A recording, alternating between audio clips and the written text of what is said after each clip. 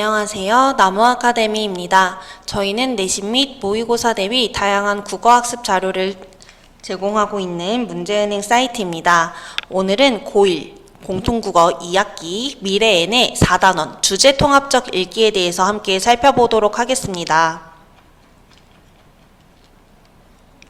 친구, 우정과 관련된 글을 여러 개 살펴보면서 비교해 보도록 할게요. 첫 번째 글입니다. 100원 아랫동네로 이사한 지 새해쯤 되던 해였다. 바야흐로 봄이 한창 무르익은 5월 어느 날이었다. 팝의 몸에 피어난 이끼도 계절답게 짙은 녹색빛을 띠고 있어서 가까이에서 본 탑은 흰색이 아니라 연녹색으로 보였다. 그러던 와중에 굵은 나무와 연장을 짊어진 장정들이 들이닥쳤다. 집안 사람들은 눈이 휘둥그레졌고 어리둥절하기는 나도 마찬가지였다. 라는 내용이 제시되어 있는데요. 왜 이렇게 놀랐을까요? 여러분들은 글 전체를 이미 보셨을 텐데 이 주인공인 이덕무를 위해서 친구들이 집을 지어주려고 이렇게 인부들을 보낸 겁니다. 이걸 사전에 말해주지 않았기 때문에 놀란 상황인 거죠. 서글서글한 목소리로 백동수, 친구예요. 백동수가 먼저 말했다. 그 말을 고지고대로 새겨봐도 까닭을 알 수 없었다. 마당을 빌려주라고 했거든요. 하필이면 비좁은 내 집의 마당을 빌려달라니 차라리 집 밖 빈터가 더 넓지 않은가 이런 생각을 하고 있는데 유득공 또 다른 인물이 겸연쩍은 표정을 지으면서 덧붙였다고 합니다. 여기 방 한 칸을 만들려고 합니다. 편안하게 책도 읽고 저희도 자주 찾아와 함께 지내고. 와, 정말 좋은 친구들인데요. 그쵸? 주인공인 이덕무의 집이 너무 좁고 불편하다고 느끼니까 이제 좀 더 책도 편하게 읽고 우리도 좀 더 자주 찾아오려고 집을 지어주려고 한 겁니다.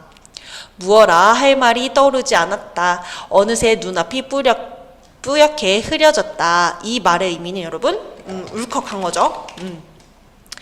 찾아온 벗들을 한 번도 편안하게 맞이하지 못한 지난 날들이 그림처럼 지나갔다고 합니다.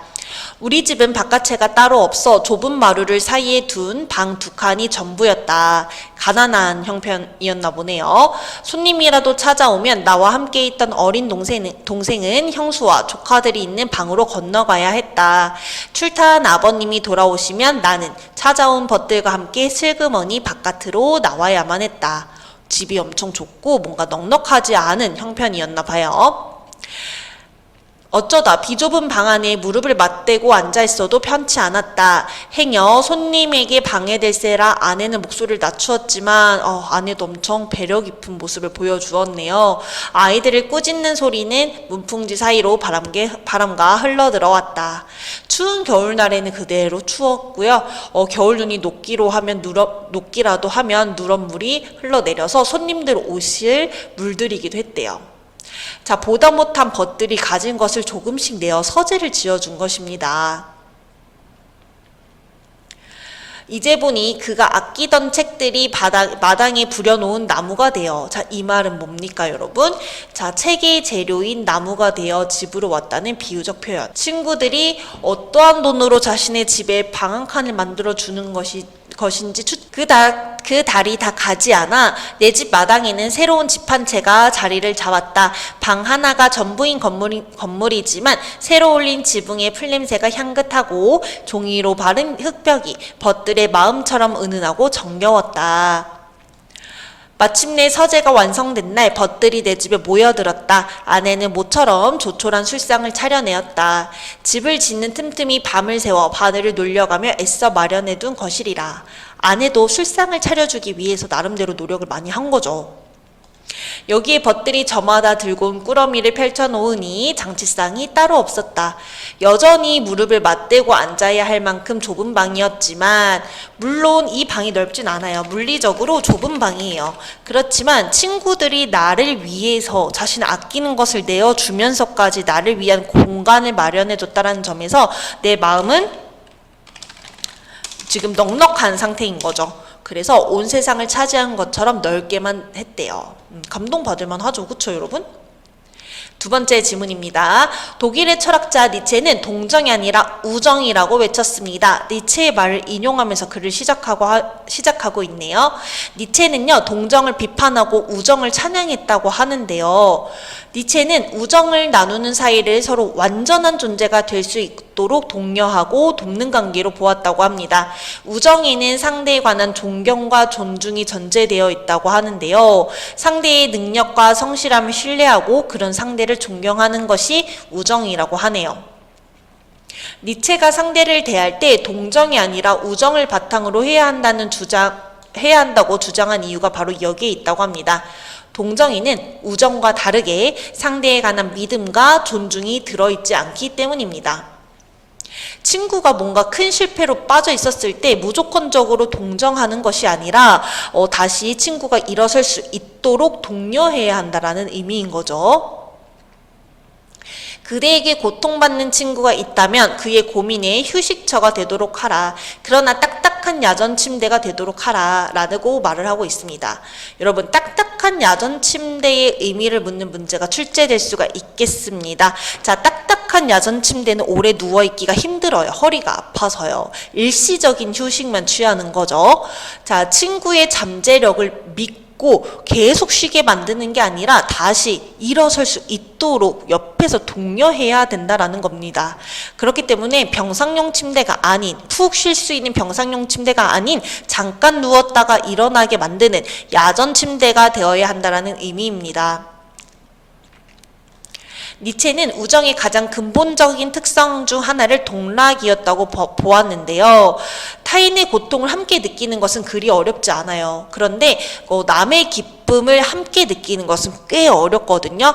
왜냐하면 우리 모두 마음에 자신이 우월해지기를, 그리고 타인의 성공을 시기하는 마음도 있거든요.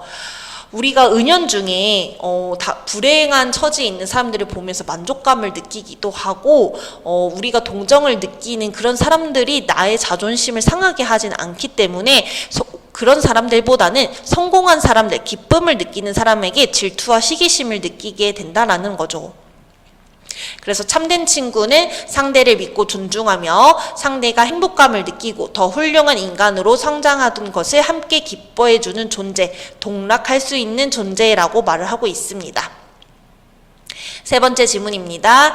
자, 인공지능 로봇 친구가 등장하는 소설에 대한 내용이 등장하고 있습니다. 클라라와 태양이라는 책이라는데요.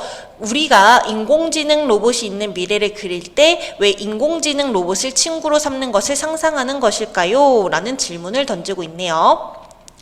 자, 일각에서는요, 고도로 지능이 발달하면서 뇌가 급격하게 커진 호모사피엔스가 출현해 지구에서 인류가 가장 높은 지능과 기술력을 지니게 되었기 때문이라고 설명한다고 하고 있는데, 이것은 문제가 하나 있대요. 인류의 뇌가 급격하게 커진 것이 호모사피엔스만큼 지능이 뛰어나지 않았던 호모 에렉투스 그 이전 시점부터라는 가설 때문이라는 겁니다. 자, 그렇다면 인류의 뇌를 커지게 한 핵심적인 원인을 다시 파악해야 된다라는 거죠. 많은 진화학자들은 인류의 뇌를 커지게 한 핵심 요인으로 친구를 꼽았다고 합니다. 우리는 친구를 통해서 뭔가 도움을 얻어요. 그때 그 시절에 더 도움을 많이 얻었을 거란 말이죠. 친구 100명과 힘을 합치면 매머드 사냥도 할 수 있고요. 뭔가 물건, 이런 바나나 물건 교환도 할 수 있었을 거고요.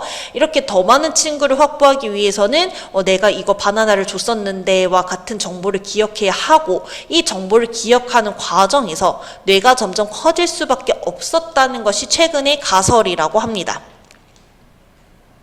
그런데 여러분, 이게 언제나 긍정적이기만 하겠어요. 그쵸? 나의 상황이 좋을 때는 내가 주는 혜택을 받다가 본인의 상황이 안 좋아지면 도망가는 이들이 많아집니다. 자, 이런 인공지능은 이렇게 걱정하는 부분에서 자유롭다고 하는 겁니다. 내가 원하는 것을 항상 만족시켜 주거든요. 언제든지 나의 요구를 들어주고 나를 행복하게 해주는 친구가 현실에서 점점 사라지면서 나한테 언제나 만족할 만한 도움을 줄 수 있는 친구가 사라지면서 기술을 활용해 인공적인 친구라도 만들고자 하는 마음이 반영된 것입니다. 라고 이야기를 하고 있네요. 그렇다면 저희는 관련 문제를 한번 풀어보도록 하겠습니다. 19번 문제 풀어보도록 하겠습니다. 가와 나를 비교한 내용으로 적절하지 않은 것을 골라주시면 되고요.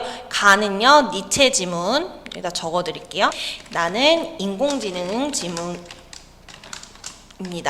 이것을 바탕으로 적절하지 않은 것을 골라주시면 되겠어요. 학생 여러분들은 영상을 잠시 멈추시고 19번 문제를 스스로 풀어보시기 바랍니다.